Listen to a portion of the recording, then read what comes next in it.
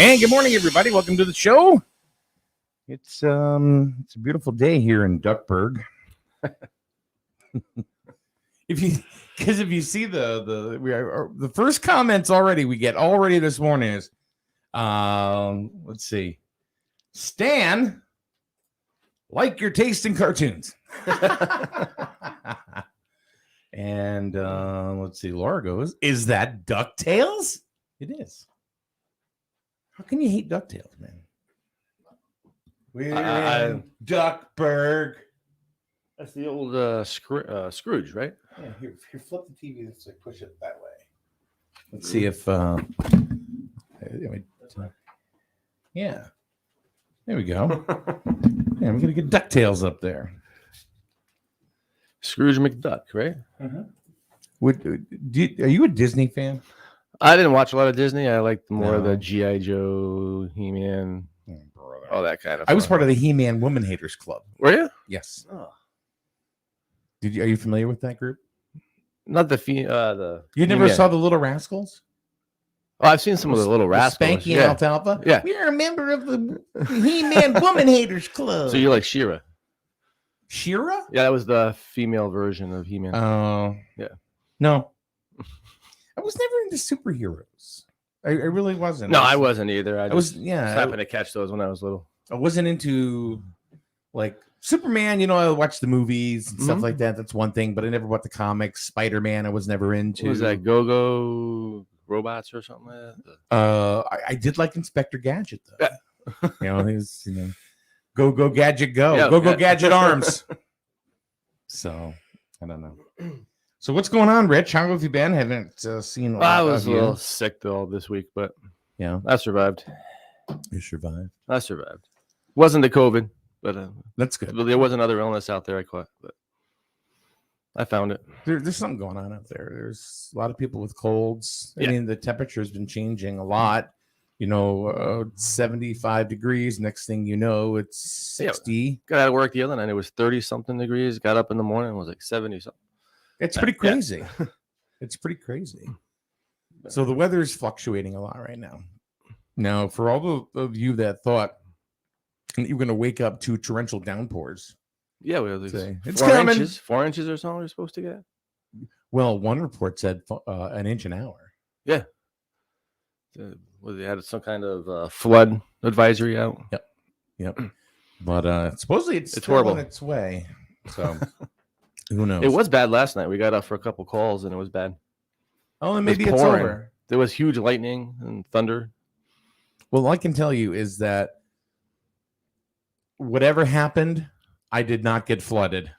Well, that's good. I did not get flooded, and thank God. And the brand new sump pump, it works. Oh, Yes, good. Yes, it does. Yeah. Studio audience approves of the sump Excellent. pump. Yeah, thank you. Thanks, guys. Appreciate that. So yeah, we've got a brand new sump pump. Because last time, remember the last what was it, Ida? Yeah. Okay, we had all that rain, right? It's that huge hurricane we had, right? Yeah, Yeah. it was. We just got dumped with a lot of rain, and I had to literally get up and go to the bathroom. So you went in the basement? Well, I mean, our bedroom's in the basement. Yeah, our bedroom's down there. So I literally swung my feet off the bed. I've told this story a million times, and my feet just went splash right into the water. Oh, yeah, it was. So, and then I stood up, and then some guy just said, "Excuse me, Mike, you need to go to the bathroom. Your boat is waiting." Yes, yes. So I got in the boat, took away, and went to the bathroom. that's horrible. I have a feeling I was still dreaming, but because one thing I didn't want to do, I wanted to get to the bathroom. I didn't want to pee in the pool. Yeah, no. Yeah. I didn't want to do that. You have the blue dye going everywhere. Yeah. So, all right, we got jokes right off the bat today. So yesterday we talked a little bit about and I just want to kind of cover this a little bit with you because we didn't get a chance to talk about it. Yeah. Is the America First event that happened in Plainfield. Yeah, we were thinking of going to that, but we didn't go. Yeah. So I didn't go, and the reason why I didn't go was basically I had commitments because we had a fall ball doubleheader that day. You have other things to do besides that? Yeah. I did. Amazing, huh? So, but then then I was asked, would you go anyway? I said probably not. And it's not because I don't think that they should have the event. I didn't. That's why I went on yesterday. There were a couple of things I didn't agree with as far as behaviors. Okay. But then again, what are you gonna do? The same everywhere, but yeah. I felt bad for the hosts because I think they took a lot of flack for just something that they were doing. Someone didn't agree that they should have a view or something. Or? Yeah, and I don't know. I felt it was not fair to them. Oh, I heard it was well attended. But... Yeah, I heard about. Oh, there were reports of like 3,000 people, but I don't think it was more like fit that many people there. No, I think it's not a Harry Styles concert. No. I think that there was more like 1,500 that were there. Probably seeing the videos was probably about that many. So I mean, for the most part, it was well done. Yeah, for the most part, it seemed to be it was well attended and everything went well. There were protesters outside. Well, you're gonna get that at any kind of event. And I heard they didn't get rowdy. They were pretty good, well behaved themselves too. Right. So it was good all the way around. I heard, but we weren't sure how it would go. I wasn't sure exactly what the event was for in particular. So that's why we didn't really go. We didn't want to go somewhere we didn't know what it was about 100%. So, I think from what I was talking to a lady yesterday, and the way she described the event to me, it was just informational with a lot of different people there that had stuff to hand out and talk and stuff like that. I don't think it was promoted like that. That's one thing. It was promoted that MTG was going to be there, and that was. I know there were vendors, a couple other speakers and stuff, but there were vendors for all kinds of different things. So I talked to a couple people that went, and they said it was a lot of it was the America First political view, and then there was a lot of vendors for different types of things. So everybody has the right of freedom of speech. So whatever it is, I mean, as long as everybody is nonviolent. Yeah, I don't like violence. And I heard there was a lot of police just to make sure. There was a lot of security to keep everything under control, and it worked out well. Yeah, good. Good. So it was a good, healthy event for a lot of folks. And from what I understand, something is in the works for another event. And good. That's good. Maybe we'll check that one based out. on what I've heard about this event, I would probably want to attend the next. Yeah, that's what I was thinking. I was check it out. So we'll see what happens. I think there was a guy even there from Maine. I heard came from all over the Northeast. Oh, I'm sure there were people that came from a lot of different places. Yeah. I just got a text from Scott Fryer, says I'm watching, but I can't comment. I'm in Facebook gulag. Daryl Nadu said right out, I think the biggest gripe was MTG being there. And that may be true. Don't know. But 1,500 people. They liked it. Wasn't a problem for them. So, there you go. No, I don't know her views. 100%. I heard that can be radical, maybe is the term I've been told, but I haven't really checked it out myself, so I don't know. Well, I had put on a post, a woman, I forget her name, but she posted on or commented on a post that I put. It was a poll. This was before the event. Are you planning on attending the event? And, of course, there were some comments about MTG. And this one lady came out and said, she speaks the truth and it's going to be great because she's there, and she's not controversial. And I put, well, she is controversial. Yeah. I said, but I also put on there, it doesn't speak to whether she's right or wrong. Right. You can be right or wrong and still be controversial. It doesn't matter. I think everybody's kind of controversial. We can be controversial right here. Yeah. With a lot of things. You either agree or you don't. It's yeah. And we're actually going to dive into a subject that's rather controversial today as well. Oh, giddy up. Oh, giddy up. So, first thing I want to talk about is, Rich, you had sent some things that you said, they weren't the pictures, they were the articles, right? Oh. No, the pictures I'm not posting. But just some different things that subject matter, and I think that you got a couple of really cool ideas here. And did you like the cell phone one being banned in the Windsor Lock School? I know. Yeah. Hey, folks, let me ask you. What do you feel? How do you feel about the cell phones being banned in the Windsor Locks? I'm glad you brought that up because that was on my agenda today. Okay. About the phones being banned in Windsor Locks classrooms. If you ask me, I think it's a damn good idea. Yeah, I tell you, when I do some of my EMT classes, which are hundreds of hours long, one of the policies I created was we have a bucket and your cell phones go in the bucket. And they're up in the front of the room. And if it goes off, if it's an emergency, you can check it. But if not, then you're not going to sit there the whole time playing on your phone. Yeah. And it's not necessarily because I care about the person playing on the phone, because if you're going to play on your phone, you got something better to do. So I don't care. But exactly. It's distracting to everybody else.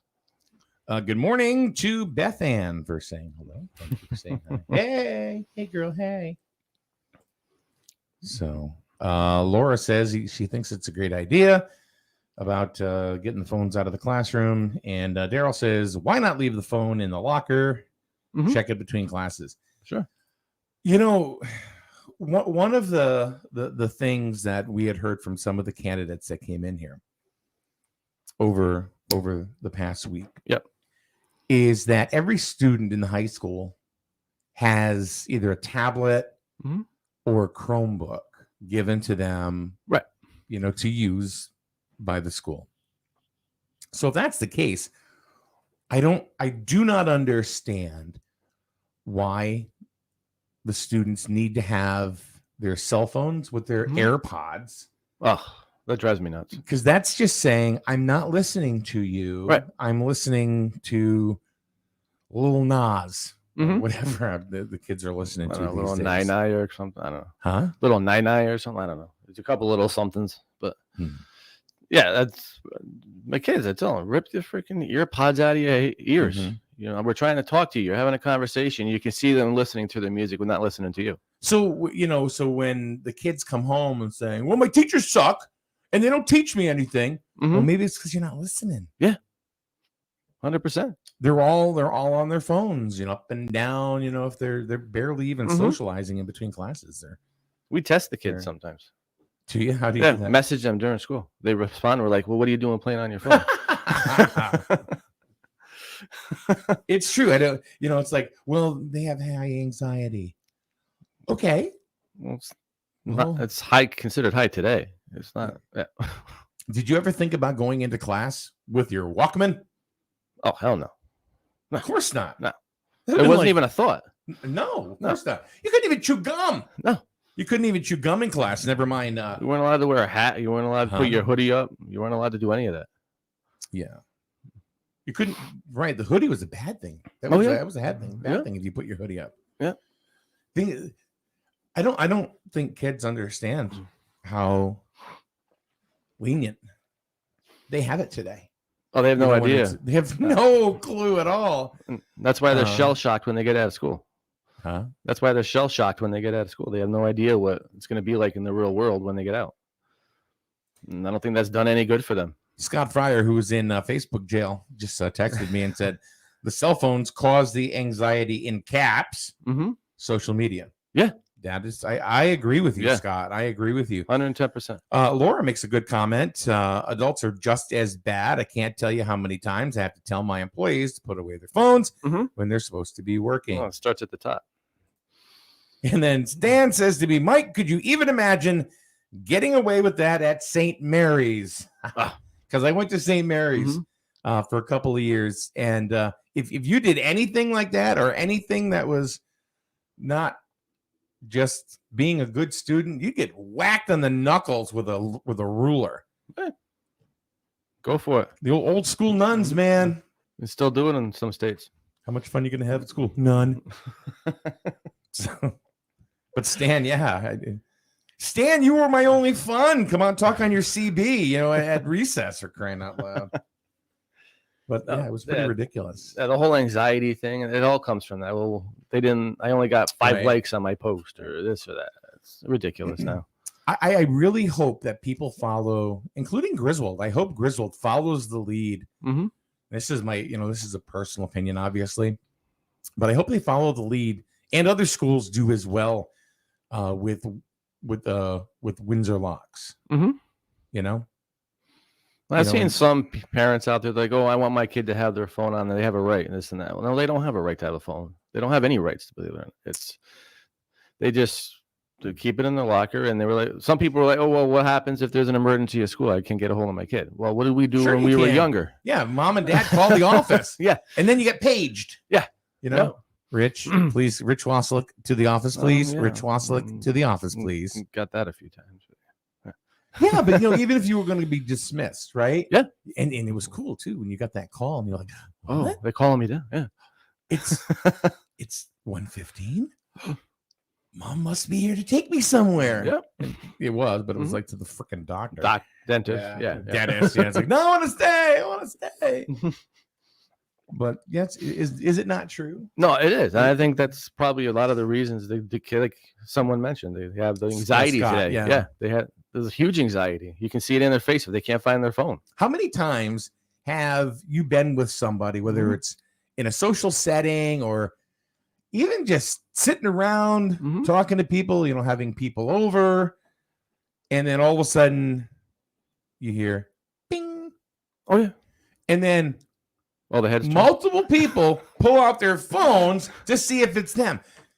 It was the microwave. I've had conversations at home where we're really talking about something serious, and then you hear phone vibrates. What are you doing? I got a notification. What? We're having a good conversation about this that we need to talk about right now, and you're worried about a Facebook notification? Right. Come on. Speaking of which,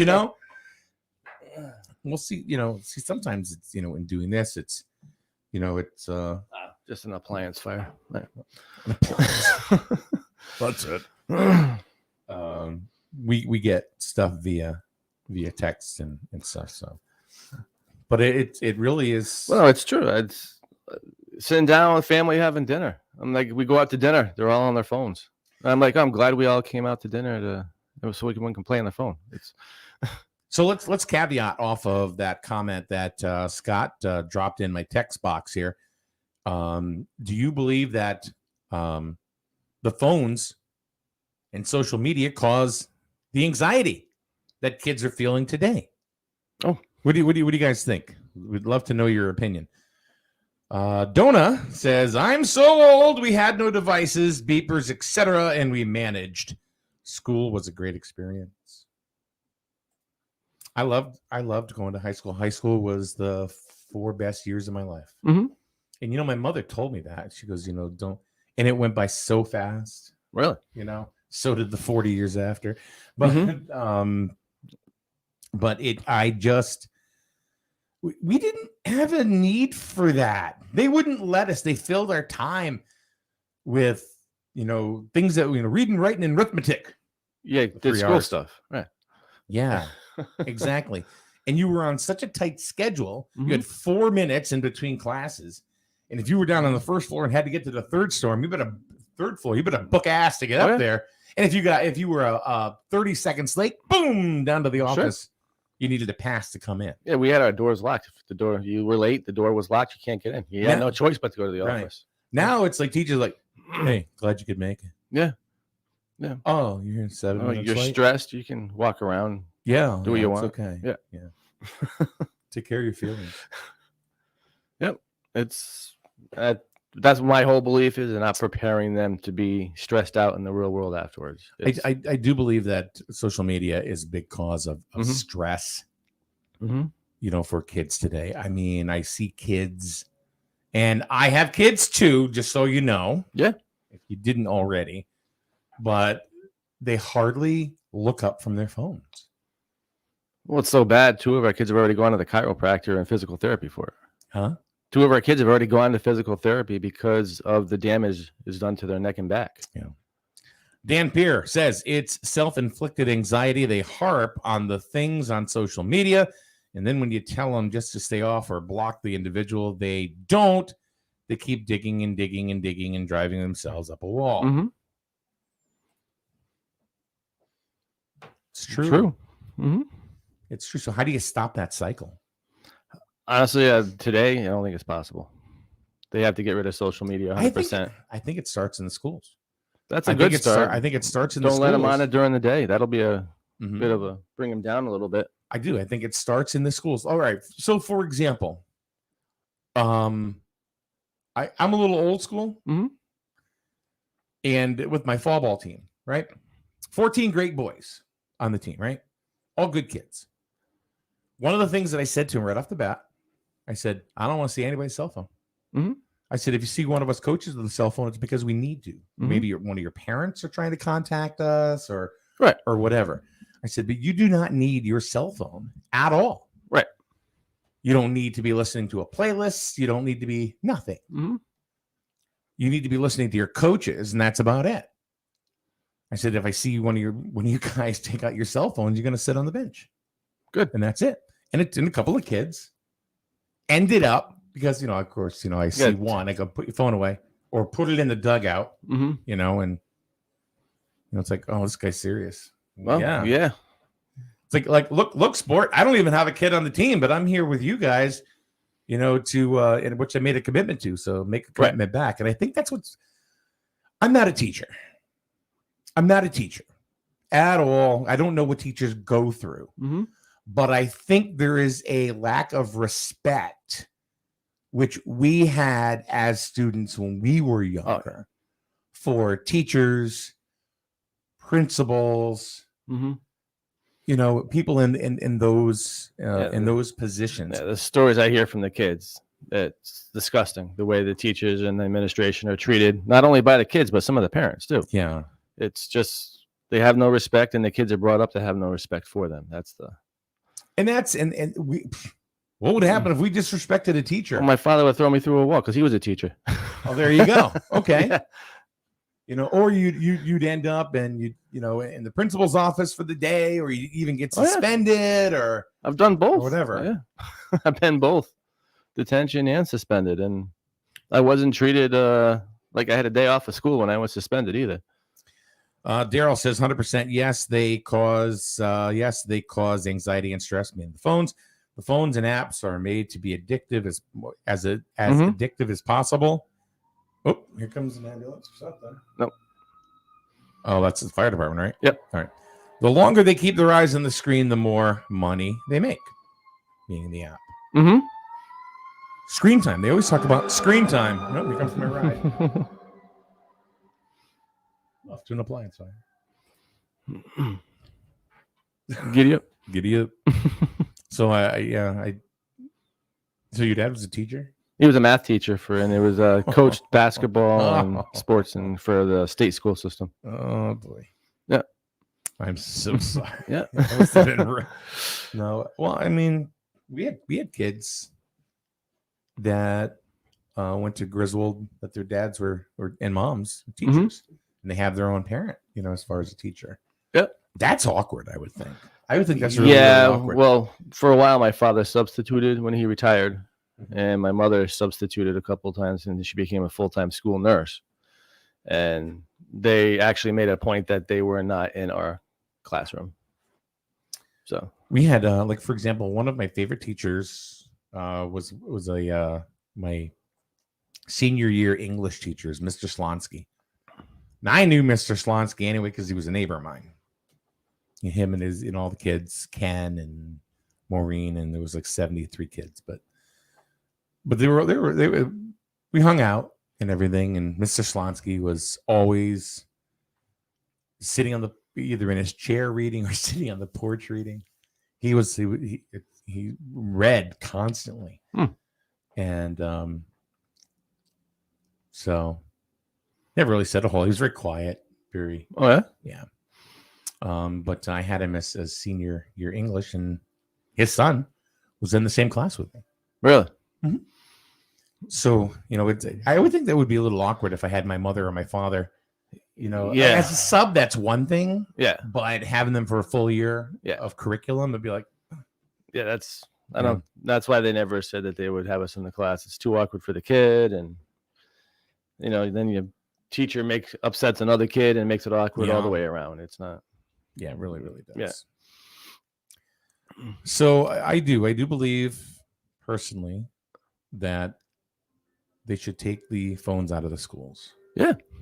The cell phones, and create a different culture. Yeah, there's no reason for them to be in the school. We survived a long time ago without them, and there's no reason they can't today. I know that my youngest daughter has anxiety, and she's gotten in trouble at home a few times where her mother's taken her phone away, and for lengthy periods of time. And she's a totally different kid. Yeah, she's calm. Mm-hmm. More conversational than most than she would normally be. Oh, she talked? Really? Yes. Yeah. Wow. So that's and I always thought that worked out well because and then she would get the phone back in increments and stuff. But when she gets the phone back full force, that's all she does. Right. It's just everything.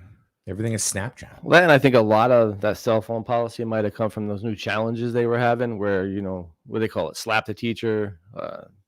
They would have a thing where you destroy stuff in the school while you videotape. That's just, that's new. But I think that had a lot to do with it maybe.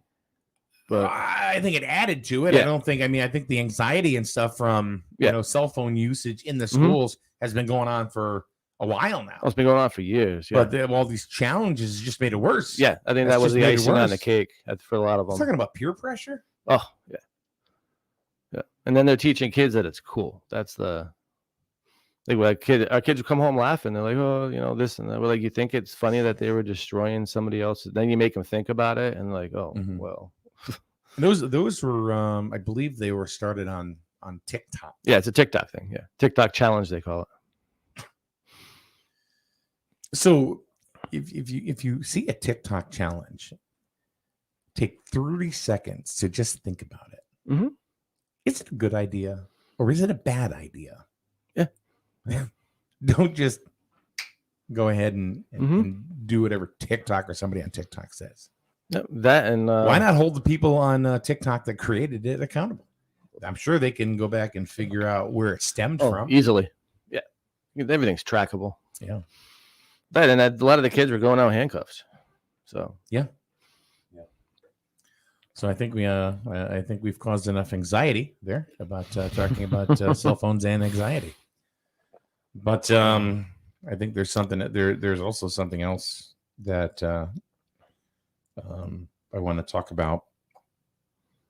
And there's a video going around in Griswold, and it depicts a young man as somebody that is trying to approach young girls under the age of 10. It's all over the place. Yesterday, I was sent the app, or not the app, but the video 12 times from different people. Wow. Saying, did you see this? Did you see this? Did you see this? It's I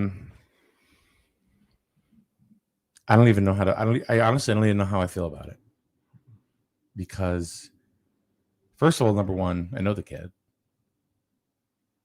I know the parents, and a lot of you do, I'm sure. He's a graduate of Griswold High School, and he's autistic.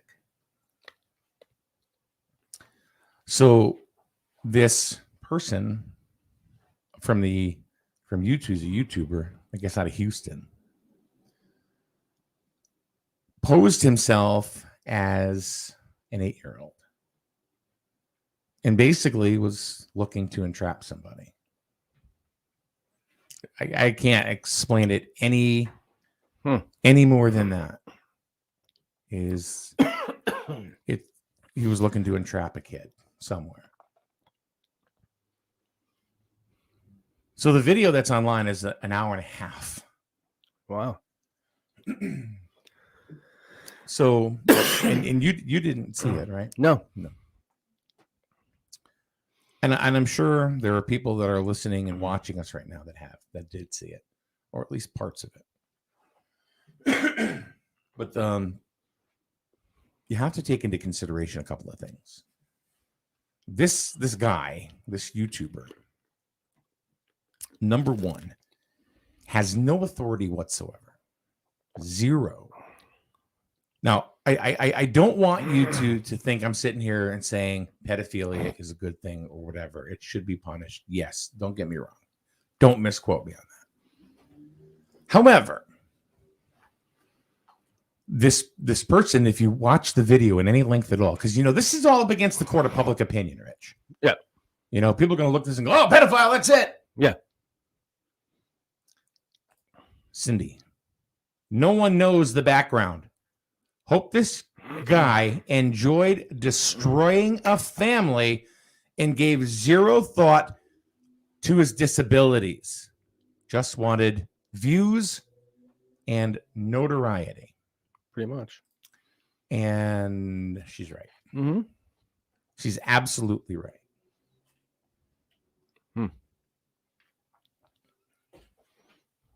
This guy, first of all, he lured the family outside, saying he had a present for the boy. And what the present was stacks of paperwork of chats that he had with him as an 8-year-old girl. And then if you watch the video, he's taking the paperwork and he's flinging it on the ground, And he was like no remorse, for, all right, the kid's autistic. I don't think he understood what the hell he was being asked. Probably I not. honestly do not. I do not. Like I said, I know the kid. I know the parents. I talked to the parents last night. The parents came over to my house because we were worried about, how they were feeling, because we watched the video. I'm like, no, this ain't cool. Yeah. How old was this? How old's the kid? He's maybe 19 now. 19 now?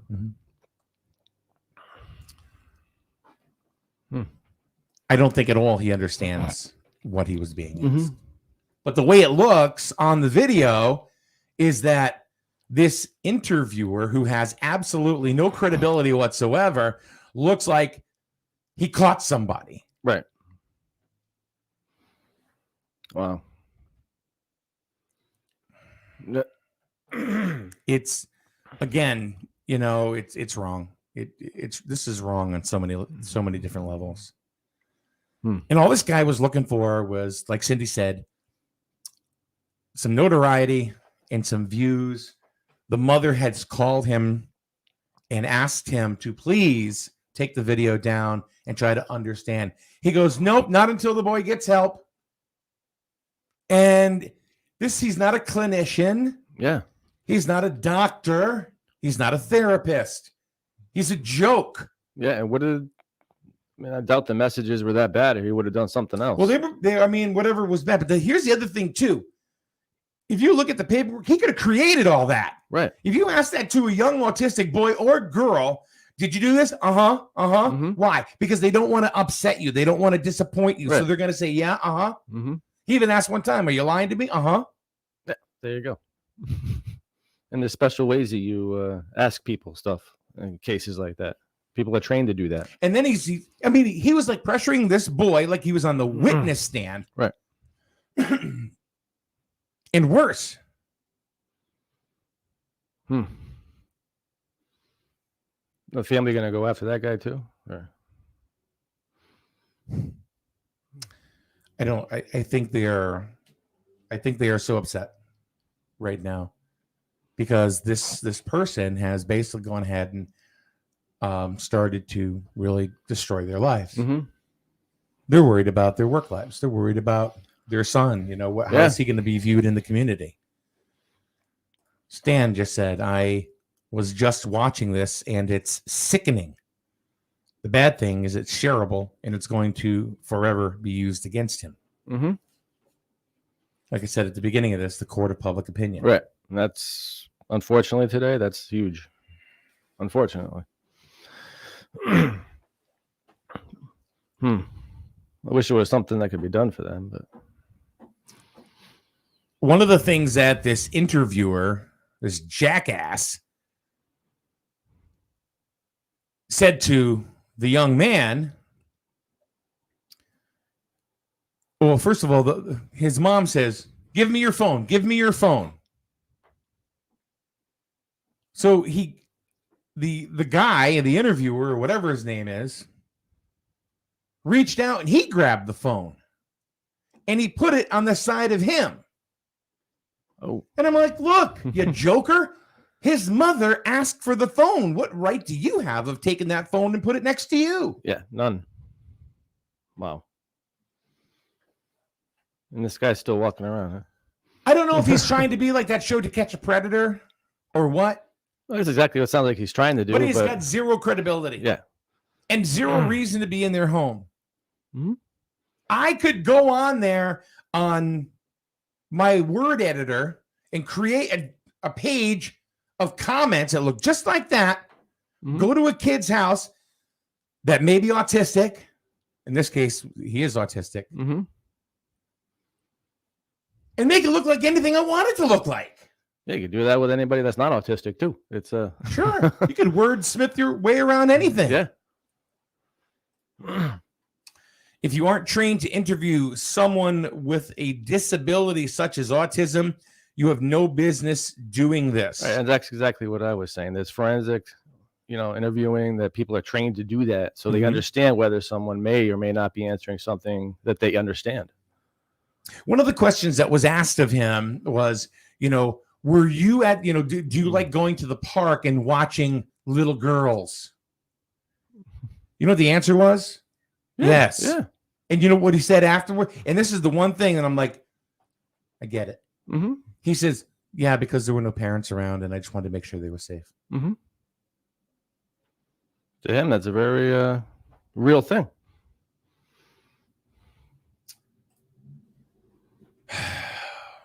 How could you even stand up for that sick young man? He's not a child, 19 years old, and sending pics to an 8-year-old. I'm not justifying it. If you heard the beginning of this conversation, I'm not. What I'm saying is that he is autistic. And if you don't know, and Cindy just said it too, who's trained in this because she has an autistic child herself. If you don't, you can make it look like any way you want to do. I'm not sticking up for anybody. Yeah, there was a better way of approaching that situation than doing no. that. Janelle, what I would ask you to do is after this broadcast, go back to the beginning of it. It's about starts about 10 minutes ago. We're not condoning any of it, but this person that went in there, okay, is not a law enforcement official. Mm-hmm. He's not a doctor. He's not a clinician. Mm-hmm. He's nothing. He's somebody looking for clicks and views on his YouTube. And if you look him up, he's got zero credibility anywhere. So I understand what you're saying, Janelle. However, it's the court of public opinion. They're going to watch the first 5 minutes of it, 10 minutes of it, and go, holy shit! Yeah, it's like any other video that people post on the internet. That's right, 140 characters or less. Yeah. You post the whole story, not the part that's going to make you look. Why do you think TikTok's so popular? Mm-hmm. 30, 15-second videos. Yeah, you can edit any video you Short want to make attention it look span good. theater. Yeah.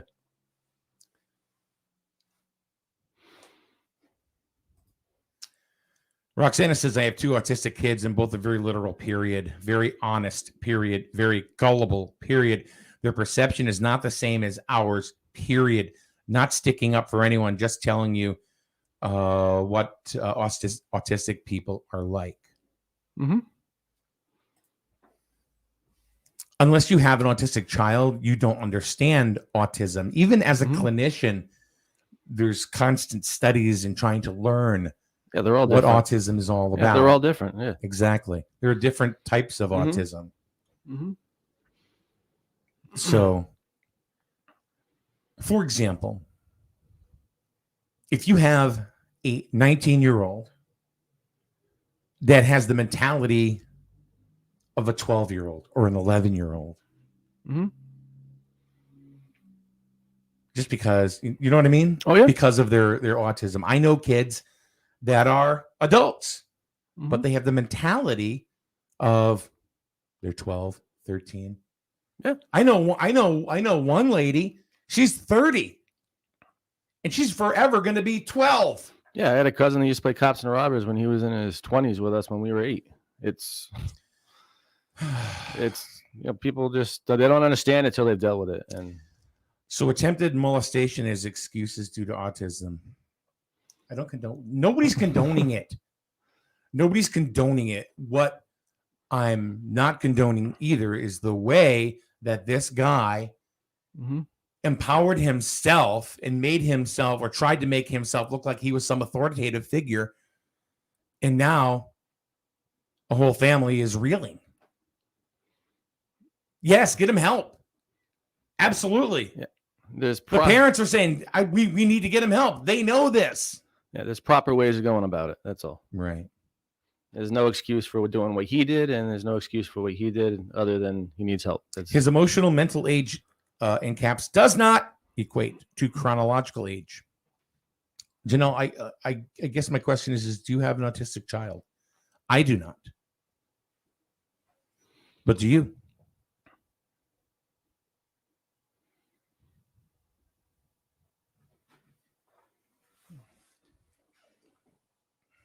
It's a rough subject, but it's a subject that we got to deal with. You got to look at.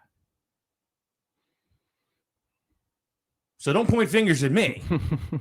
You can all you want, but I'm not going to get you anywhere. Does he need help? Yes. Do the parents want to get him help? Yes.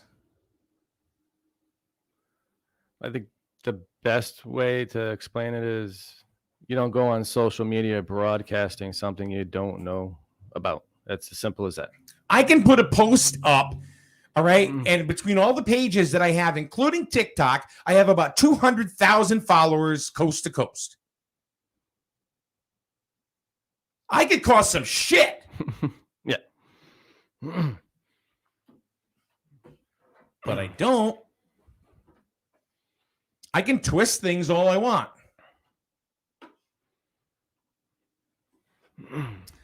Daryl, you are 100% bang, as you always are, on the money. This should have been brought to the authorities, not to the Facebook police. Mm-hmm. Daryl and I agree. Like I said, it's the court of public opinion. Yeah. And unfortunately, the court process has a process for a reason, and they get both sides of the story. My God, did OJ do it? The hell do I know? He's walking free. So the court says no, he didn't. No. But did he? The court of public opinion says he's guilty as shit. And again, just like regular media, they're going to show you what's going to make the story the most popular. That's it. Sensationalism. Right. And people are going to bite on it. This is like 24 hours straight in a row of Sally Jesse Raphael. This person went ahead and just went to destroy this family, and it's right. And that's the sad thing is the mission wasn't to help anybody. Okay, and can you really call it entrapment? Probably. I mean, that was the goal. That was the goal of this guy, was to entrap. Yeah. And did he choose this kid in particular for a reason, which kind of concerns me? I mean, did he know who he was choosing to begin with? I don't know. I don't know. You choose a child or a person with a disability to try and entrap them into something. Yeah. To me, that's a whole other issue. Stan says, I think this person, whoever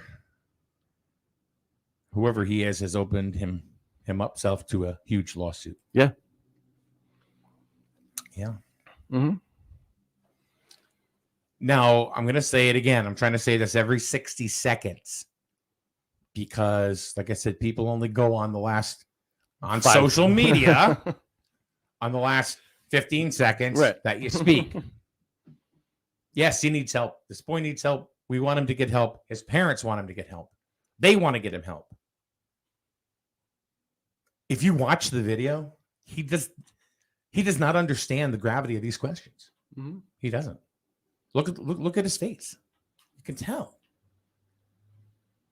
And again, the fact that this guy's even going to their house and asking questions shows that he wasn't trying to cause any positive recourse for it. He wasn't trying to get the kid help, trying to show that there was a problem. He was trying to get himself credit for something. That's right. But Daryl's right. I think whatever was done by this interviewer should have been brought to the authorities, and he shouldn't have taken matters into his own hands. Right. At all. Let the authorities figure it out. Mm-hmm. Let the authorities decide what needs to, or what course of action has to be played out. Mm-hmm. Not this guy. Not this person from Houston. Yeah, whether you agree with it or you don't. No, I don't know many people that would agree with what the kid was doing if he... Of course not. But I don't think the whole thing is disgusting because this guy is trying to create credit for himself by exposing someone that has a disability to something that he didn't know he was doing. Right. So the cause of this conversation that we're having right now is not to condone possible actions or actions by a young man that could be criminal, right? Or considered to be within pedophilia, mm-hmm. Right? We are not condoning that. What we are condemning, though, is the way this interviewer, went ahead and took charge himself and decided that he was going to go ahead and, and make his own name. Watch the video. He's very demeaning to not only the boy, but to the mother and the father as well. He's very, very, he's just mean. And he just has this self-importance. Like you did something there, buddy, and you didn't. Stan says, I started watching it because it started out by him starting a GoFundMe site for a needy family. Right.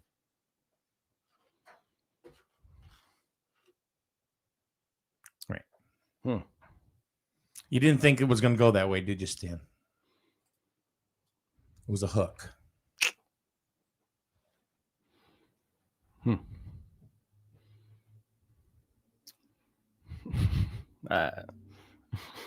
Yeah.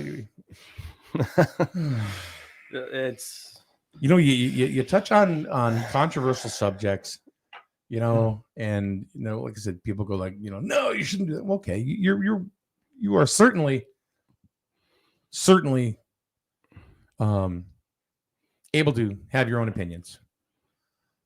I'm all for that. Mm-hmm. But I think you have to look at the entire body of work, or or more the video, and learn more about this guy that actually did the video before you make before you conclude in some sort of hypothesis. Mm-hmm.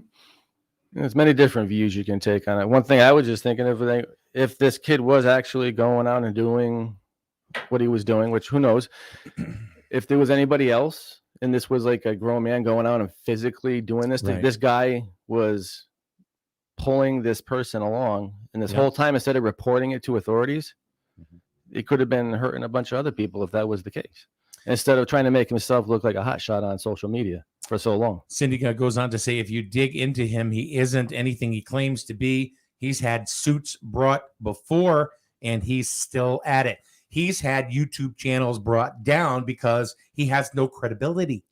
Oh, there you go. And what happens? Well, you open up another email and you open up another YouTube channel. Mm-hmm. That's all there is to it.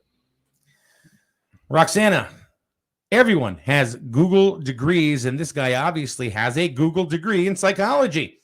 I am not condoning the behavior people. I'm not condoning the behavior people. So don't get your panties in a twist. Neither are we. We're not condoning it either. No. But for the folks of you who are about to or want to lynch me for saying what I'm saying, or bringing up another side of the coin that somebody may not want to look at the people that are commenting in here. These are parents of autistic people, autistic children. Mm-hmm. Yeah, it's not the same thing at all. And these, just so you know, these are not the parents of the autistic person in question. I think some people just have to look at, what if everybody in the world started doing something like this? Someone set you up for something you had no idea about. It's all right. Janelle says, what if that was your 8-year-old daughter? My 8-year-old daughter wouldn't be on Snapchat at 1:30 in the freaking morning. Oh, there you go. There you go.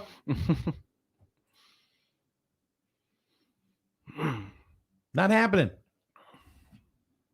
My 8-year-old is not going to have a cell phone that has access to those kind of apps. Well, I blocked my son when he was that age. Yeah. Put it right on his phone. I had my own code, so he couldn't even change it. So, but an 8-year-old is not going to go running off somewhere where you cannot find them unless maybe they're autistic. That's possible too. Or troubled or something like that. Because I'm sure you know just as well as I do, if you have an 8-year-old child, you know where that child is at all times. Either with a parent or a grandparent or in school or at an activity that you're probably watching. Well, I think part of it was well, no, but unfortunately not everyone parents that way. I agree with you on that. Yeah, you know what? And honestly, if there are parents out there letting their kids on Snapchat and Instagram at 8 or 1:30 at night, or even at all, Mm-hmm. Why? You just open yourself up to a whole ball of wax there. And it wasn't even an 8-year-old girl. It was this clown and trying to entrap somebody so he could get a video made to post on his channel that he had to recreate because the other channels got taken down because he has no credibility and he's pretty much a crook. Right. So this kid didn't even go out looking. This guy found him. Is that what happened? I don't know who messaged who first. Yeah. Well, he had to message the kid first. I mean, that's. And I'm sorry. I don't mean to be getting worked up about all this, but I spent a great deal of time last night, watching the video, talking to the parents, visiting with the parents because I know them. I know the boy. Mm-hmm. Certainly, again, not condoning it, and he needs help. He needs to get some help. Mom said that too. It sounds like he just needs to be taught that what he was doing was wrong. I mean, that's because he's autistic, so I don't know what his effect from the you're autism 19 years is. old and you have the mentality of an 11-year-old. Right. You're still learning what's right and wrong. Exactly. It's not. And, I think that people need to start looking at on social media. How are you affecting that? We try and teach the kids. Everything you do doesn't go away. Everything you do is recorded out in the cloud. Everything you do is being seen by everybody. It's going to follow you for the rest of your life. It affects everybody in your family. And all right. So Janelle goes on to say, that's what I figured because it's personal to you. It is. However, if it was another case of somebody I didn't know, I would probably be just as vocal. Mm-hmm. Matter of fact, I know I would. Because I'm speaking from a case of, is this right? Is this wrong? Mm-hmm. Not I know this kid. I'm saying that I do know the kid. I'm also saying that he needs help. Okay, I'm looking right in the camera. He needs help. His parents said that. I'm not a doctor. I'm not a clinician. I'm not a therapist. I don't know what to do as far as getting him help. That's something that they have to look into. But they got to do it, and they know it too. But when you entrap an autistic person, what kind of result do you think you're going to get?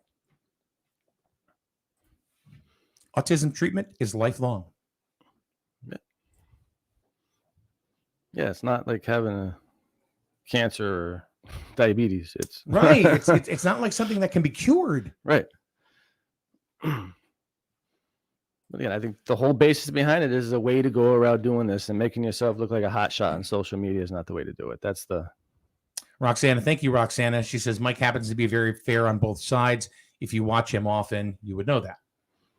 Thank you, Roxana. I appreciate that. I do try to be fair on both sides. I honestly do. We pride ourselves on being right down the frickin' middle of the lane. And the reason why is because we know that everybody has an opinion. Everybody has a thought, and it's not always, sometimes not even close to what mine is. This is not Mike's soapbox show. It's not. This is about something that's happening in our community right now. And what can we do to fix it? Not what we can do to condemn and kill it. This is where we live. This is where you live. I think you live here. I'm not sure. Let's take care of our own backyard.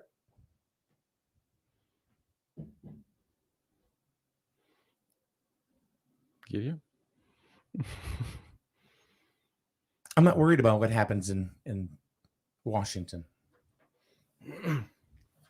I really could give a crap.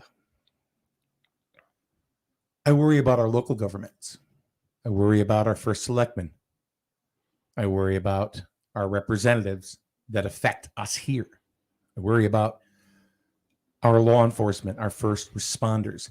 All of the things that have nothing to do with what's on CNN, Fox, PBS, Reuters, or any other news service you can think of. MSNBC, MSN, whatever. Mm-hmm. Or who do you want to blame? You want to blame Fauci today? Do you want to blame Biden today? Do you want to blame Trump today? I don't care, because that doesn't affect me here in Eastern Connecticut today. The way I like to think about it is like Janelle, for instance. If that was your autistic kid and some guy from the other side of the country hit him up on social media and did this to him and came to your house and videotaped it and posted it on social media and everything, how would you feel about it? That's the way I like to fly and flip things around. See, I don't even know if that's a fair question, because if she doesn't have an autistic child, I don't know if she can really answer that question. Or any child, for instance. I would ask Cindy that, or Roxana that. Sure. Sure. Because we're talking to a specific, Yep. A specific thing here, autism. Mm-hmm. Well, me not having an autistic kid, at least as far as I know, I know even if my kid's not autistic, how I would feel about that. I would say, yeah, sure, it's a problem. I would, but do you really need to be posting it all over the freaking world for someone else to be crucifying them for something they don't understand? That's how I would look at it.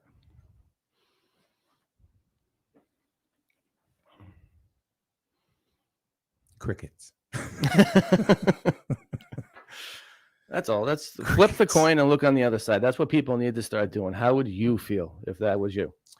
Daryl says, let's do a background check on the quote unquote host. I bet he has some pretty scary stuff hiding. If he knows how to trap kids, he may be speaking out of experience. Right. Amanda says, it seems this kid fell through the cracks in the school system. Yes. If he is mentally 11 years old, which we can all tell by his comprehensive skills, why isn't he still in school if that was the only services? Is that the only services they received? Yeah, man, I don't know. I'd have to talk to them, but that's a really good question. I really hope to have the parents on. I talked to them last night, and they want to let it die down a little bit. Sure, I would. Which could be a while. I would, yeah. And let them say their piece. Because I personally never saw it, so I never saw it. So there's some people that haven't seen it, so I wouldn't want to. It looks. It looks very incriminating. Mm-hmm.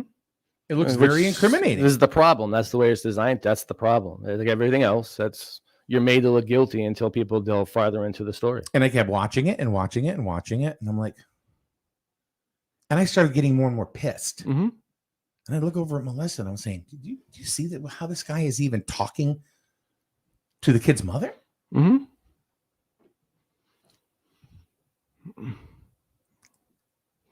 He thought he had himself some credibility. He thought he did something there. You know, it reminds me of a lot of those videos you see on the news. The cops did this, the cops did that, until they show the whole video. They didn't show the beginning where the cop was getting his head bashed in first. That's what it reminds me of.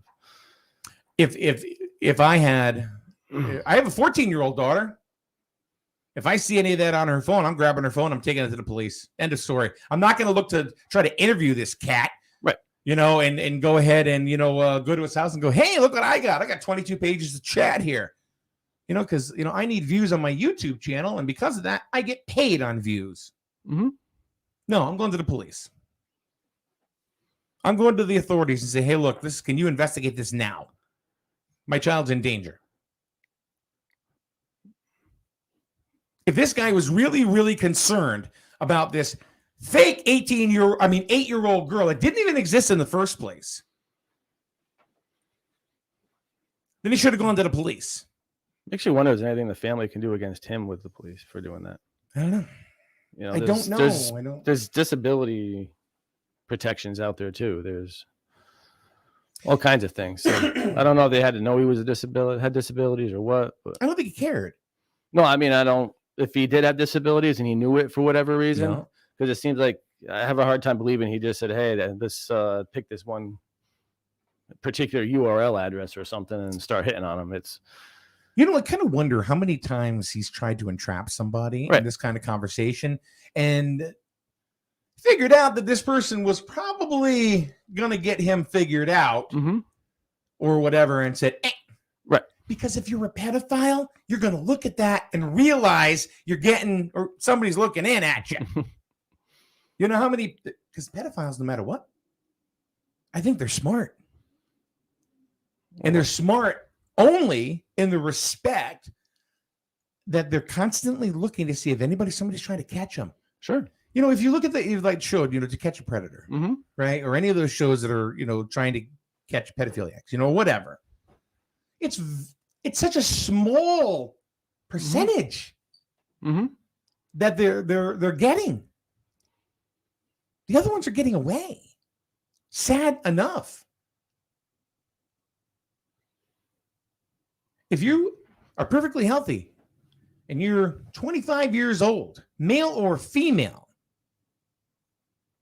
and you're going after somebody, and like I said, as far as like a minor, you need to be strung up. What makes me think that he looked at this kid's Facebook page or social media page and said, "Hey, here's a target." So, just so you know, when we get comments, I don't even read them first. I put them up there because I think everybody has they should be heard. So I don't even read this. So Sarah writes, and I'm reading it for the first time, like all the ones like from Amanda, that put up there, Cindy, Janelle. I just pop them up there. I'm not at all picking and choosing what I put up on the screen. Sarah says, I guess my biggest concern is, while understanding he has mental issues, this man lives right down the road from me and my 8-year-old daughter. It's concerning. He's going to the park while the children are playing and admitting to watching them. I get the way it was handled was totally wrong. The police should be involved. And I also didn't like how he was joking and being rude to the family, meaning the interviewer. Sure. Okay. So again, I'm a schmuck. I just have opinions, so what I'm going to say to that, I'm going to leave it up there in case people didn't, because it's a longer comment. One of the things that this boy did say was that the reason why he was watching the young girls at the park is because no parents were there. He didn't say it ever. And again, I'm not patting him on the back. I'm just saying, but he didn't ever say that he was there looking as a predator. Right. He wasn't. He was more worried the kids weren't being supervised. So does he understand the gravity of the other questions? Probably not. No. And there's a reason that kids have to have a parent there when they're being interviewed. Back when I was a kid, a couple hundred years ago, when I was 5, 6, 7 years old, I could go outside and play. Yeah. By myself. Yeah, we did too. Sure. World was totally different then. We when I was 5 years old, there was a little pond. Whoa, taboo. Don't let your kid go to the pond at that age by themselves because something bad could happen. I went down there all the time catching pollywogs and frogs at 5. Nobody thought anything different of it back then. No. My mother wasn't a bad mother. You do the same thing today because the world is so changed and the narratives have changed. Then you get a different result. Well, it goes to the same thing. Who knows what's out there? We get nervous. The 14-year-old daughter's walking around by herself. But being 14, 15 years old, you'd also think, hope that they could take care of themselves, and you've instilled enough in them, right? That they would be able to recognize some sort of scam or some sort of we don't worry about her making decisions. We worry about everybody else. That's it, right? Exactly. Yeah. You hope. Right. Hope for the best, expect the worst. That's the right. But if you got an 8-year-old kid, I'm sorry, and you drop them off at the skate park, ain't no way, and you take off. Yeah, I wouldn't. I don't even know what to say about that. That's my choice, but I wouldn't. There's no way in hell I'd do that. All right, so let's wrap it up. So for all of you, who want to criticize me for, watching 2 minutes of this video, the boy needs help. We understand that. The parents know that. But look into this cat that went ahead and interviewed. Doesn't have any credibility. Read the comments from the people that are in here. They are parents, mostly of autistic children. it's a tough subject. We don't want anybody to get hurt. We don't want anybody to be victimized, especially kids. Mm-hmm. I have kids just like most of you do. But sometimes you have to look a little deeper. Yeah. As to what's going on. Because I'll tell you, there have been situations where I've had things on social media, not myself personally, but kids, and they've been blamed for, and it wasn't their fault, but sometimes it was. We don't ever want to point the finger at our own kids. Mm-hmm. No. These parents are saying, yes, he does need help. You can't take the into your own hands. It's not. No. Facebook warriors. It's got to stop. Keyboard warriors, Facebook warriors, Instagram warriors, whatever. Pay attention to the whole body of work, instead of just 3 minutes. It's sad. Hopefully, maybe something like this. What I hope is this.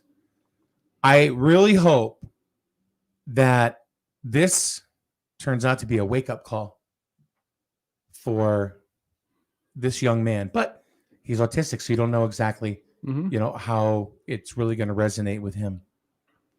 But hopefully it's going to be a vehicle to get him some help. So this doesn't happen, and this doesn't happen with anybody else's child or anybody's child. Remember, this 8-year-old person was manufactured, not even a real person.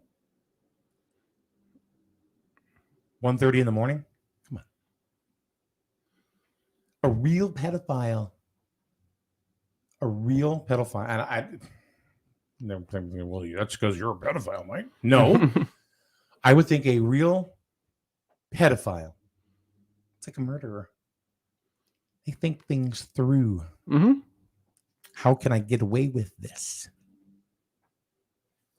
A real honest to goodness pedophile is not going to think that it's not fishy that an 8-year-old is on Instagram chatting at 1:30 in the morning. Yeah, maybe it's also a wake-up call that parents should be seeing if they are. Right. Maybe it's a wake-up call for all of us. Yeah. But I also say, look at the other side of the coin. You can't point fingers unless you have the whole story. I remember, and there's always something that resonates with you, right? From an insignificant point in your life that you just remember. Mm-hmm. I remember my 7th grade teacher that I never saw again because she was there for 1 year and split, went to another school. Her name was Miss Slason, Slason. It was her first year teaching at Grizzled. She was there 1 year and gone. She wrote in we didn't have yearbooks. We had little things we stapled together so people could sign them. She put in mine. She goes, I'd like to take all of your endless energy and focus it all to constructive ends. That was almost 50 years ago. And I remember it today. And that's what I hope happens with this. I hope we can all learn from, especially that family. How can they turn this into getting help for their son? We don't want any young girls or young boys to be hurt. Child trafficking is a huge, huge business. Yep. And the people that do it aren't stupid. That's why we have to protect them. So maybe that's something positive that will come out of this. I think that's the biggest thing that comes out of this. Maybe all these parents that are thinking both either side are wrong, or take that energy and look at what your kids are doing and protect them. Take extra safeguards with them, because that's how they're getting them now, is on social media. Yeah. And I mean, I pray to God they're all safe and they stay safe, just like my own children. But it troubles me when we start pointing fingers and we don't know really what even, start answering questions and we don't even know what the questions are. Well, that's why I think on both sides of this, Yeah. everyone's got huge questions, but all those questions, they all circle around the same thing, the same problem, and that's freaking social media. Yeah, I invite you to watch the video. Watch the video and just watch the reactions. And there's this great video we watched one night, was about the makers of social media. They actually were the CEOs, the people, the creators, the technicians that worked on all these social media platforms, and how it turned into something they didn't expect it to be, and how they were actually entrapping people and kids, making people addicted, transforming people into things they didn't know they were going to be by using social media. It was a great video, and I think it's a big wake-up call. They need to do something about this. And I am telling you right now, if we didn't have DuckTales playing in the background, the comments would have been more vicious. So it was. So that's why you put that up there. All right. It just kind of worked out that way. So, Rich, thank you very much. Very serious conversation today. Yeah. And both things kind of dwelled into each other. Yeah. And just so you know, it's just my opinion. I'm not. I don't have a degree in any specific, field that makes me understand this. I understand it only through the eyes of people that teach me and tell me what I need to understand about a certain situation. People like this boy's parents, people like Cindy, people like Roxana that have autistic children, my friend Lisa, who has an autistic child. I don't understand autism altogether. I honestly do not, but I do understand a little bit more every single day. And I think we need to understand. Mm-hmm. It's huge. It's a big thing now, actually. It is. Yeah. It is. Instead of pointing the fingers going, you did it! Because you don't know that. Like I said, that doesn't get anybody anywhere. It doesn't help either side. That's right. So if that's the case, let's go get OJ. Giddy up. Giddy up. All right. Rich, thank you very much for coming on by. I really appreciate you coming in. Thank you. And we will see everybody tomorrow. It's Wednesday. Paul Lash will be here, and he'll have the weather because Paul had one job. Have a good day, everybody.